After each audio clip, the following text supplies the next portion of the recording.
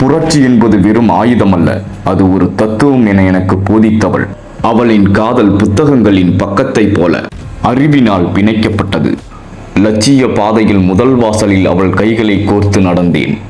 ஆனால் காலத்தின் சுழற்சியில் எங்கள் பாதைகள் திசை மாறின. துப்பாக்கி சத்தங்களுக்கு நடுவே தூக்கமில்லா இரவுகளில் என் தலைக்கோதி தோன்றிய தேவதை. அலைடா, உன் நினைவுகள் மட்டும்தான் காட்டுக்குசுக்களின் கடிகளையும் பசியின் கொடுமையையும் மறக்கச் செய்தன.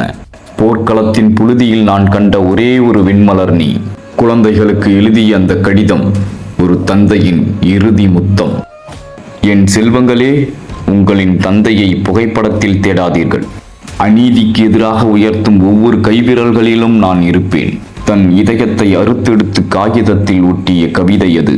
சுட வந்தவனின் கண்களில் தெரிந்த நடுக்கம் சாவு முன்னால் நின்ற சேகுவேராவின் கண்களில் இல்லை. சிங்கத்தின் கர்ஜனையாய் வெடித்தது அந்த வார்த்தை. குறிப்பார்த்து சுடு கோலையே, நீ ஒரு மனிதனைத்தான் கொல்லப் போகிறாய். ஆனால் ஒரு புரட்சியாளன் ஒருபோதும் சாவதில்லை. புரட்சியாளன் சேகுவேரா, புரட்சியாளன் சேகுவேரா, புரட்சியாளன் சேகுவேரா.